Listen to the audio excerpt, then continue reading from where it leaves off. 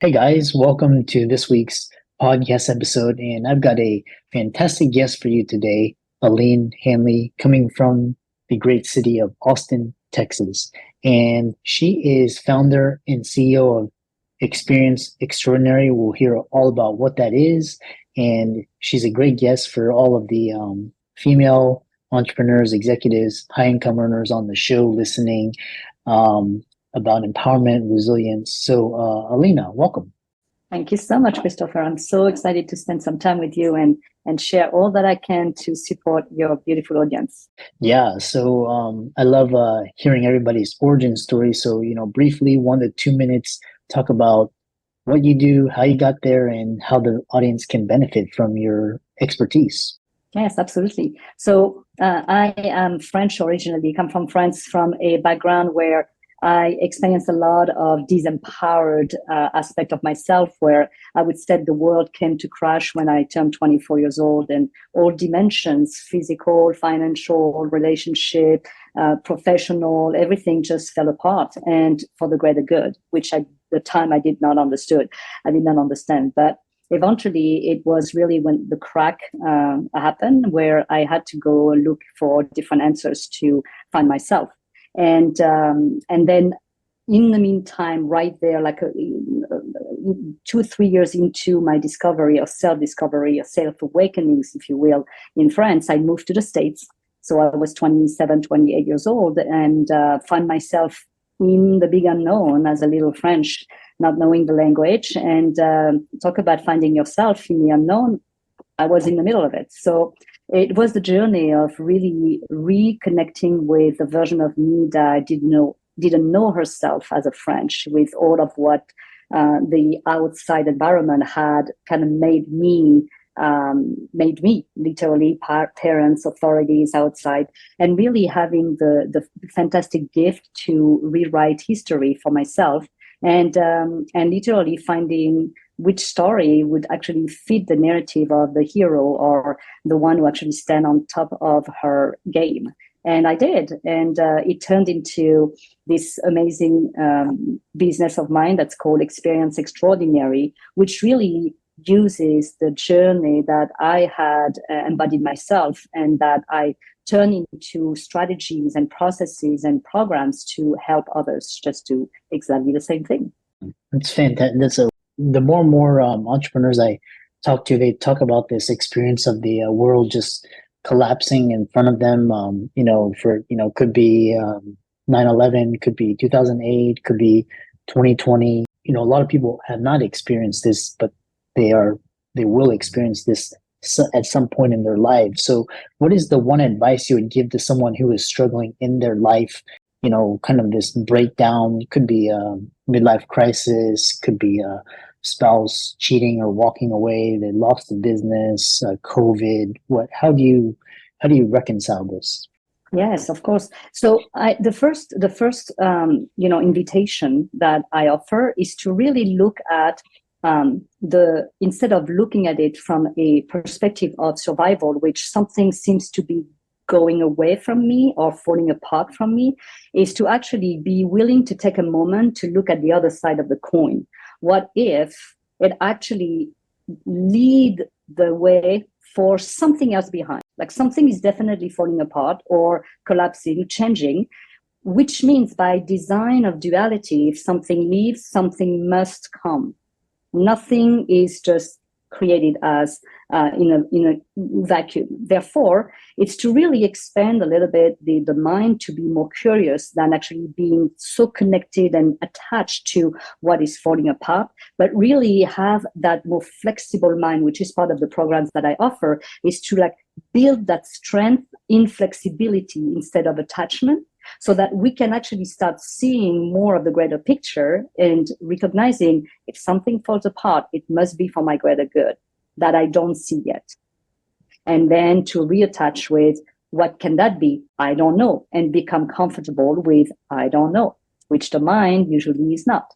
Which brings me to this next question is, people describe this experience where, like they're holding on, like, I've been like last night I was, just watching this documentary. It's just like this woman, she's basically forced into this narrative to like marry and have kids, and it's just kind of like she does things to self-sabotage herself, and so there people are just clinging on to these narratives that they just these kind of like emotional struts. So what is intuitive strategy? How do you use it? What is that for the audience? Yeah. So intuitive strategies is a, I would say, a way to use something logical that is not coming from a linearity and a structured mindset, A to B to C, but because very often the mind is going to be prepared to see D and is only going to see D. The principle of intuitive strategy is to understand that life is not linear. It is actually holistic. And by design, A may be following by C before B and before accessing to D in order to experience life in a more effortless way. And being able to detach ourselves from a linearity that is actually going to create stress, to trust that if C shows up, although I don't see B, then I must be jumping to C, because there is a strategy that allows us to sense that C is actually before B. And that, once again, it is to relate to ourselves in ways that we have not been taught to do, because we have been taught to think very linearly for survival instead of holistically for thriving. Yeah. Yeah. The other question I have for you, which may be of relevance to the audience, is why does everything seem to happen all at once? Like when the shit hits the fan, like, for example, recently a hurricane in Houston, and then, or, just everything like a market crash, or, just kind of everything just hits it all at once. Why is that? And why do you give power to synchronicity? Yeah. So when events happen collectively, to me, the guidance is that we as a group are looking to something that is collapsing, not just for an individual, but for the collective. And that while we cannot necessarily, as one person, change the collective, we're understanding that there's a collective belief that we have bought into that is no longer supporting the thriving and the continuous evolution of our species the way it is, in an effortless and joyful way. Therefore, we must be willing to detach ourselves from what we have plugged into that has given us, as of now, enough power to stand. Today, it does not. And what does it mean to me within the group? And to me, it's really a big guidance, a big synchronicity to show us something is collapsing around you, just like everything collapsed with me, when I was 24. And it was, once again, didn't feel good. And yet it was so essential for the crack in the wall that showed me what was possible instead of the limiting world in which I used to live in.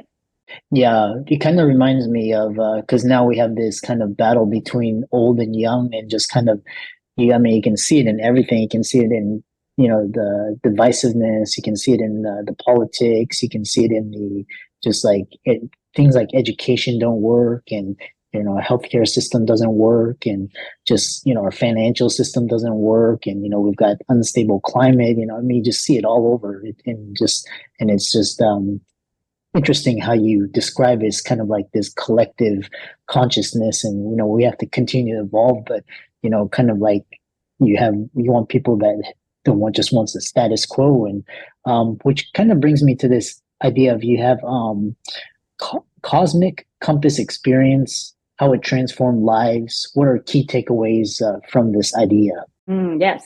So the Cosmic Compass is actually a tool that I designed about 18 years ago that is actually a game format. And I can show it to you here. The board is a board game. And the board right now, the board, it's actually the traveling version that you're seeing here. If not, it's in the box. And so the game, because just like everything else, when I was 24 and my world appeared to have collapsed, I would have wanted a map and a compass to guide myself.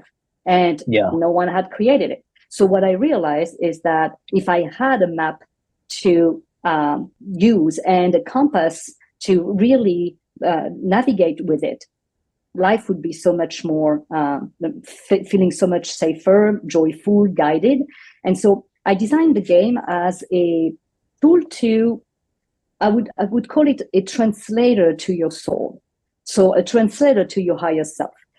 Why? Because technically and in universal principle, every time we have a question, by the nature of duality, we have the answer attached to it right away, because the question cannot arrive without its answer. But what's happening is, because the answer is always a consciousness level above the question, we don't always see it unless we tune into the part of us that has access to that higher consciousness, which is our soul. Well, in order to tune into the soul, we're going to have to use our intuition. And most of us have detached themselves from the language of this vertical communication, as I call it, which is our intuitive capacity. And so the game is actually translating what your soul is sending you every time you ask a question. Instead of somebody else telling you what to do, you're going to ask yourself the question. There's a series of cards that you are going to use in very specific design, and that reveal 8 clues, 8 information that already exist within your consciousness. But because your conscious mind does not factor them in that way, you cannot perceive the resolution to your question. The game does it. The game offers you the design of these 8 information that, because you're going to place them in that design, it's going to provide you the map and how to use the map to go from your question to your answer with very practical steps. And so this has become kind of like the amazing tool to guide executive in corporations, in entrepreneurs, high level, like we're talking 7-8 figures entrepreneurs who only know what they know, because we only know what we know. And at time, daring the unknown to go, let's go play a game to find more of our answers, which is daring in itself, right? It's not serious. Then do it. If your mind thinks it's not serious, there's got to be something there to discover, because it means that ego is not going to go there. It's open to all possibilities, which is where your next level exists.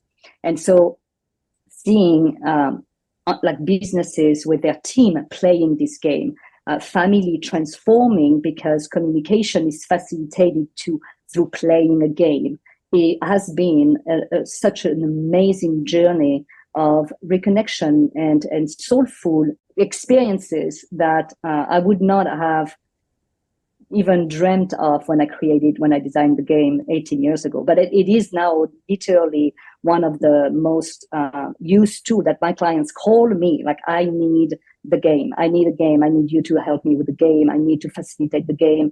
And there's a training to learn how to become a facilitator of the game as well. So that other coaches can use it as a tool to guide their clients using intuitive strategies, not just the more linear strategies that they tend to have been taught or used before. Yeah, and then so this is really interesting. And so a follow-up question to that is, as you were talking, thought came to my mind. And so, for example, you have this, I can give you an example. Like, for example, this, one client of mine, he knows he's in the wrong profession, but he's just doing it to please his parents, and they're first generation immigrants, and they want him to be a doctor. That's like the only thing he knows, and he knows he just knows he's living this false lie, right? Or another like a woman marries the wrong man, right? And so you have these higher consciousness decisions, and then so why, like, these decisions are really hard to like let go of everything to start anew, versus the universe sending you, like, basically pushing you out. What's better, like you consciously doing, like, making that hard decision, or the universe making that decision for you? I'm just that was what came through my mind. Yes.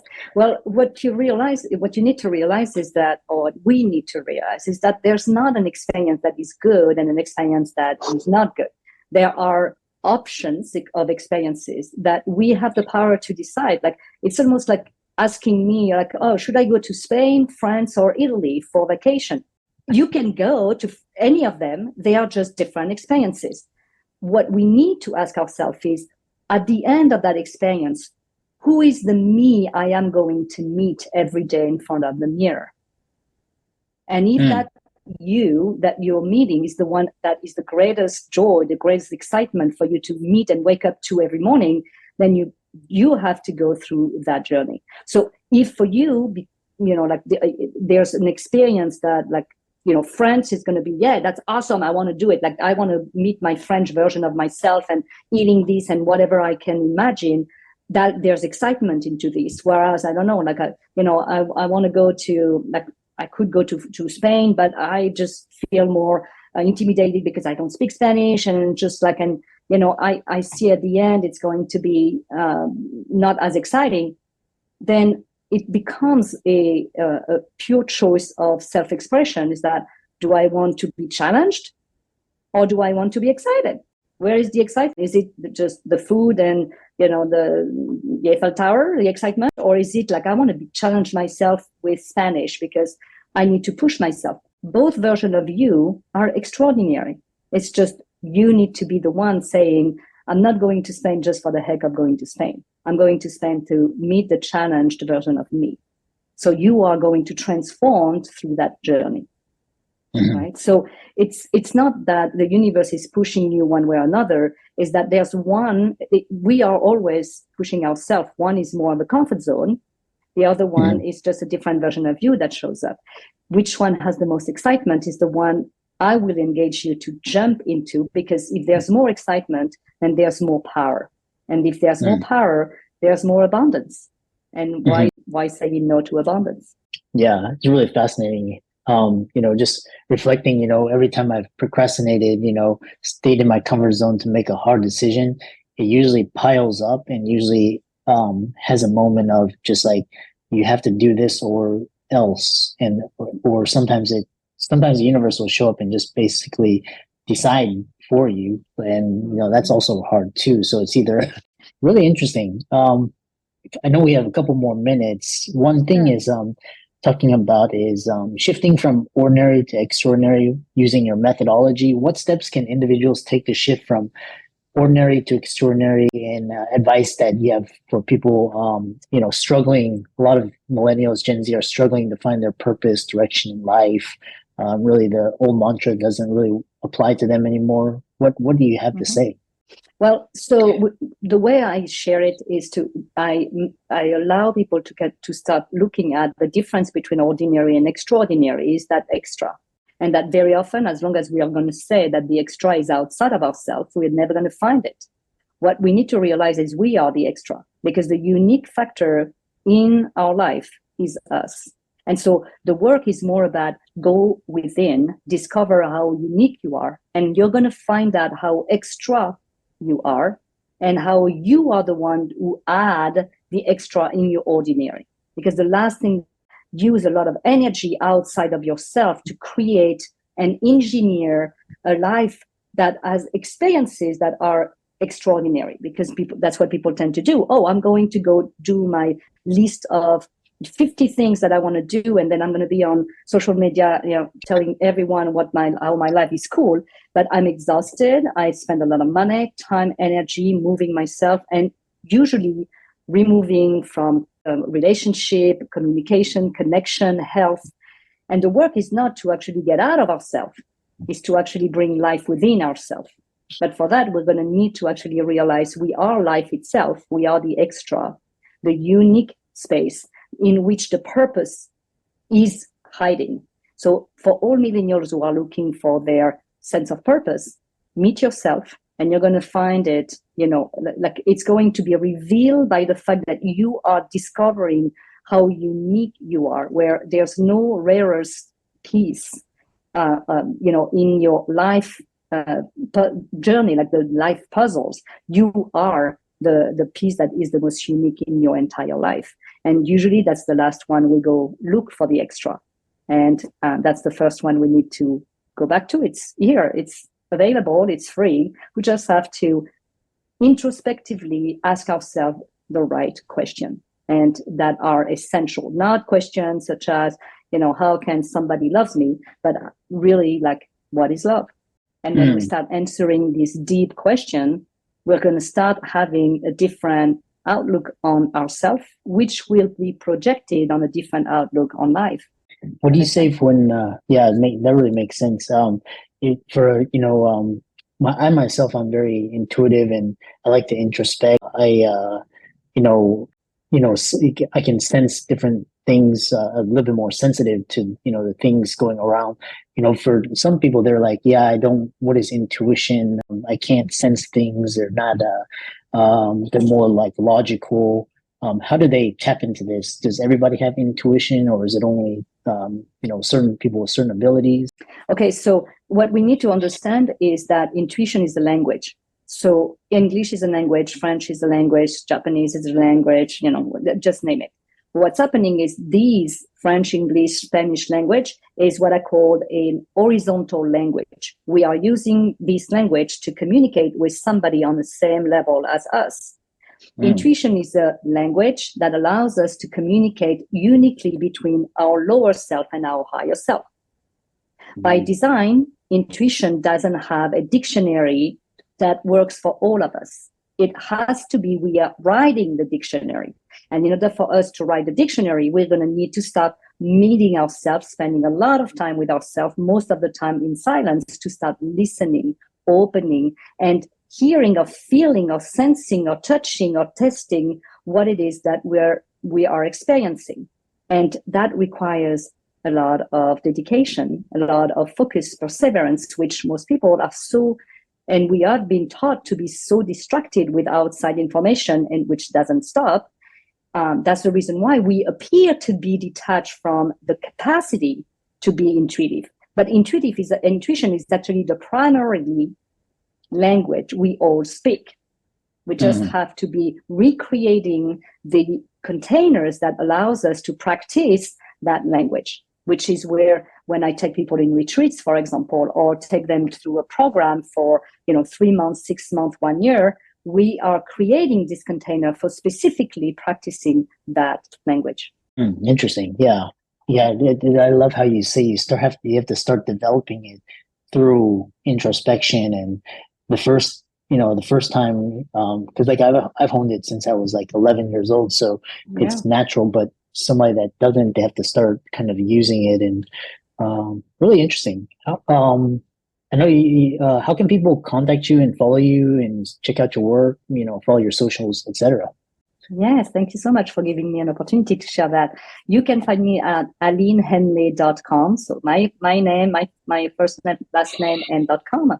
You can find me also at experienceextraordinary.com, which leads to the same space. And then on social media, Instagram, Facebook, and LinkedIn, you're going to find me at Aline Hanle.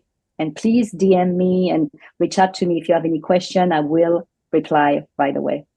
Yeah, I love that. And for all the audience, let's thank Aline for coming on, and give her socials a like and follow. Check out her work and reach out to her for coaching. Really interesting conversation. And thanks so much for coming on. Thank you so much. I really appreciate, Christopher. Your questions were very insightful, and hopefully it helps a lot of people see clearer in the